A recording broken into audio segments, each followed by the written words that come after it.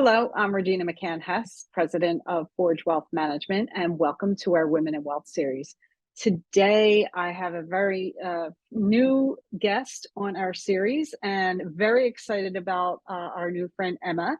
But I know people that Emma works with or actually work for Emma, so I'm super excited to hear more about Emma's story. So Emma, can you tell us who you are, what you do, and what you love about what you do? I'm Emma Moretzsohn. I am the president of J&L Building Materials. I have been with J&L now for 10 years, but really grew up in and around the business. And what do I love about what I do? I really love all the people that I get to work with. We are a family-owned business. We are the last independent family-owned building materials distributor in our region. And we take a lot of pride in that. And a lot of our employees have worked with us for 10, 15, 20 years. And that's really what I love about my job. I love coming in and seeing all those people every day, getting to work with them, and just, getting to run this business like a family, really. Like we're all working Yeah. together towards a goal.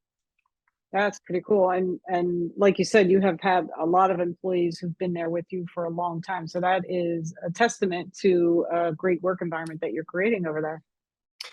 Yeah, I mean, I learned from my father, who learned from his father, that it's, you should treat your employees like they're, the most important thing in the business, because they're the ones who are busting their butts every day, working hard. And I just try to run the organization like those people are members of my family. I think we are able to um, try and run a company that allows people to make a good living, to support their family, where they enjoy coming to work, where they feel valued, because they truly are. I'm grateful for the hard work of every single one of our employees. And I do like to think that it's reciprocated by the long tenures of a lot of our employees. People tend to come to J&L and either find out really quickly that it's not for them, or they end up staying for decades. So we're very, Yeah. very blessed to have a lot of people with us for a long time. Oh, that's awesome. That's awesome. And I have to imagine that you guys have been super busy over the past year and a half, like after the world opened up a little bit again, because I know everybody in my neighborhood is getting some kind of construction project done, and they're getting probably supplies indirectly from you. So how's that been for you? So I actually took over. I was I was the executive vice president. I took over as the president I had the pleasure of taking over on January 1st, 2020. So even though it's only been 2 years, I say that it's been like pandemic years are like 100 years Yeah. in management years. Oh, yes. So we went through kind of a roller coaster where Pennsylvania had actually was one of the two most restrictive states initially with construction. It was us in Michigan. So at first it Mm. was, are we going to be able to keep our employees working? Are we going to be able to stay open? And then all of a sudden, the floodgates just opened and everyone started doing work on their house. And then it was the opposite problem. And we've just been trying to hold on for dear life with supply chain issues. And my purchasing department just works impossibly hard to make sure that we have stuff for our customers to sell, and have just done an amazing job for the last 2 years. So it's been a Yeah. wild ride. Amazing, amazing. Yeah, I cannot imagine trying to keep up with all that, the supply chain issue has been number one issue for you, I'm sure. And then, getting the employees out there and when you need new people, I think that's been very hard for everybody. But you guys are really on the front lines. Yeah, and we had to care about a lot of stuff that we never thought we'd, like that the Suez Canal boat. I mean, we were Oh all like, "Come on, yeah. what else is gonna happen?" So it's Black locusts are gonna start flying. yeah, yeah. It's been a crazy ride, but like I said, everyone here works really hard and takes a lot of pride in their jobs, and our purchasing department and our branch managers and down to our newest material handler have just done a phenomenal job of keeping material on the ground for us to sell to our customers. So yeah, Mhm. it's been crazy, but good crazy. A good crazy, right, right, right. So as a woman in business, being especially being part of the business ownership, what are some of the challenges aside from COVID? Because that's a whole litany. But what are some of the challenges that you have faced as a women business owner? Um, I think that there's just a general there people will make assumptions about you or whether you are the right fit for the role. I also think what I run into most in my at my point in life, I have two small children, is kind of assumptions about needing whether or not I need to be home. People kind of making those decisions for me, or if I'm on a business trip, I get asked a lot, "Well, who's watching your kids?" Mm, And so that's sort of the point I'm at. I think right now it's a lot of stuff around being a mother to young children and questions about childcare and should I be away from the home that much. And I think those are kind of the questions and assumptions that I'm running into now more than when I was 10 years ago, when it was sort of just should I even be in the room. I think I've sort of proven that point now, and now it just sort of pivots more to the work-life balance and balancing motherhood and my career. yeah, yeah, and it's funny. We have these conversations amongst my study group of financial advisors across the country, all women, and we talk about that a lot. Whereas, if it were your male counterpart, they wouldn't ask them who's watching your kids, or how you providing childcare for your kids. They wouldn't even think to ask that question. Yeah, I mean, my husband never gets asked it.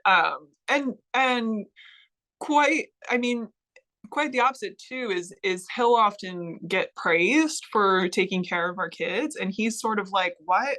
Don't praise me, they're my kids. Like, this is, I'm as Exactly. involved as my wife is." So it also is like Oh it my god. it works the other way, where he feels like it's very condescending when people are kind of like, "Oh, good for you for helping out."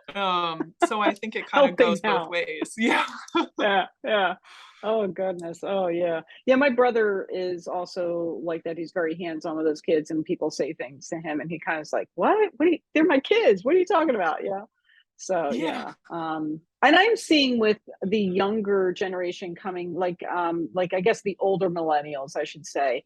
And they're younger, right? They're a younger generation, but they're doing a really I would say a really good job, a much better job than my group of counterparts, where they're kind of more equals in the partnership of the child caring and the child rearing. So it's great to see that evolve.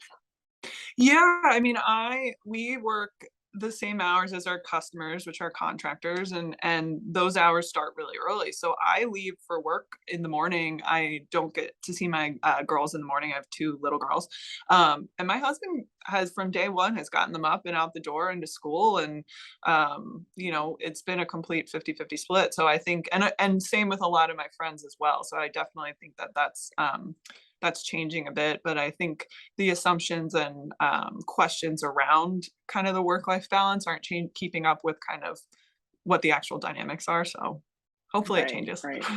Yeah, yeah, yeah. And it will evolve. It does evolve, and it has evolved from people who are a lot older than me in my industry. They Mhm. tell me stories and I'm horrified. And then I'll tell the next generation stories that I experienced and they're horrified. But the horror stories get a little bit less of a scary, or less of a like, oh my God, that shouldn't happen. But hopefully we'll get there at some point. For sure. Yeah, and For and sure. I like being able to part of what I like about my job is being able to set the culture of the organization. And as much as Hmm. we can't, we have retail operations, so obviously there's hours that we have to be open, but within the scope of our operations, I want to create an environment that's flexible and family friendly, and where people feel like they can put their family first, and be at their kids' sporting events and do what they need to do, as long as we're getting things done in the office. So I do like that part about my job, where I can kind of set that those expectations and that culture. That's great. That's great leadership too. Great leadership. Um, and then so how far is your footprint with your company? So we're all over southeastern PA. We have 7 locations. We Okay. are all the way right outside.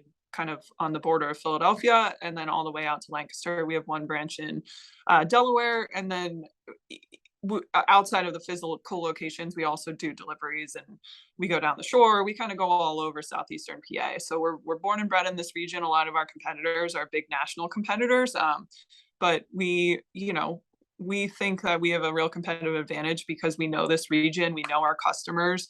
We're all from here, and all of our customers can call anyone on our management team up and call my cell phone, reach out to us. So I think it's a lot more of a local feel than a lot of our competitors, and that's we think a real advantage for us. Oh, that's definitely an advantage. Absolutely an advantage.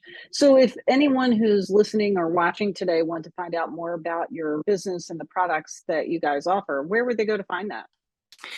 You can go to our website at jlbuilding.com. It has a lot of information about all of our products. It has all of our physical locations, hours, and phone numbers if you want to reach out and talk to any of us. That's awesome. Thank you for sharing that. That's really cool. Well, here's another question, and this is kind of like getting in the time machine, right? What would your vision be of your retirement? So, my husband and I are really big travelers, which has been put on pause a little with a 1-year-old and a 4-year-old. Oh yeah. um, Oh yeah. my hope would my hope would be in retirement is that we go back to traveling. I mean, that's what we're working towards and saving for. And we have a lot of countries left to get to. We have a lot of places left to get to. So I think that's our big goal. And then just finding somewhere nice to settle down, to spend time with our girls, and just enjoy free time again. Because right now we don't have any. Yeah, yeah. Well, I guess you have to. Those are great goals, because those are something you can not just wait till retirement to do some of that. It's I'm going to do some of it now and some of it later, which I think is really cool. And I think that's kind of a growing thought pattern. Like, I don't want to just wait till I retire to do this. I also want to enjoy life now, so I'm going to kind of balance it out between now and later. So that's a great way to approach it.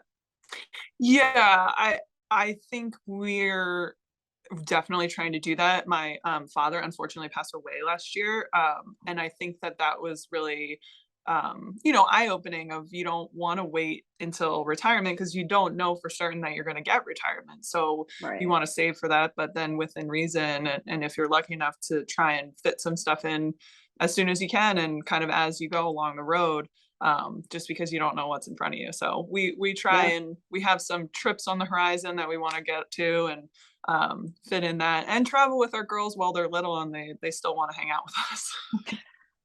Until they're teenagers, that's when they're Yeah. like, Yeah. that's where I am right now. My kids are like, "Do we really have to hang with you?" I'm like, Yeah. "Yeah, you kind of do." But they're still your girls are still cute, and they want to be like, you guys are the best thing since sliced bread. Oh, that's awesome. That's such a good stage. Yeah. Yeah, that's awesome. All right. Well, that is so exciting. I love your vision of retirement. It sounds like you've put some thought into that, and I like also you're saying you and your husband. So you guys have actually had a conversation about it. Sometimes I'll talk to somebody and then they tell me what their vision is, and the other spouse has a totally different vision, and we're just like, we have to weave some of this together here because we're having two totally different retirement visions. How are we doing this? So we'll No, we're give and pretty we'll much take. on the same page. Yeah, I think we have very similar ideas on the That's big picture stuff and what we want to do. Yeah. Yeah, fabulous, fabulous. And then we get to enjoy the babies. Well, they're not babies, but they're babies. They're always your babies, right? Yeah.